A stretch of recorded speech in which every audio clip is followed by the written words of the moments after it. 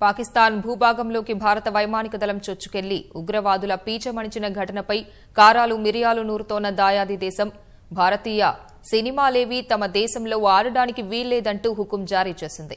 ఈ మేరకు ప్రకటన జారీ చేసిన ఆ దేశ సమాచార ప్రసార శాఖ మంత్రి చౌదరి ఫవాద్ హుస్సేన్ పాకిస్తాన్ జాతీయ సినిమా ఎగ్జిబిటర్లెవరూ భారతీయ సినిమాలను ప్రదర్శించారంటూ వ్యాఖ్యానించారు. భారత్లో రూపొందించిన వాణిజ్య ప్రకటనలు కూడా ప్రసారం చేయరాదంటూ పాక్ సమాచార ప్రసార శాఖ ఆదేశాలు జారీ చేసింది.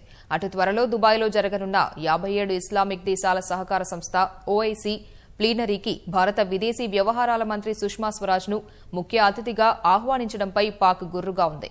ఈ మేరకు తమ అసహనాన్ని సౌదీ, యూఏఈ రాజులకు తెలిపినట్లు పాక్ విదేశీ వ్యవహారాల మంత్రి ఖురేషీ తెలిపారు.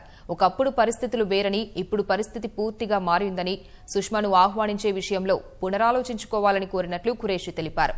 పాక్ ఒత్తిడితో భారత్ వైమానికానికి దాడిని ఖండిస్తూ ఓఐసీ తన అధికారిక ట్విట్టర్లో సందేశం ఉంచింది. ఇదే సమయంలో చర్చల ద్వారా సమస్య పరిష్కారానికి కృషి చేయాలని ఇరు దేశాలకు సూచించింది.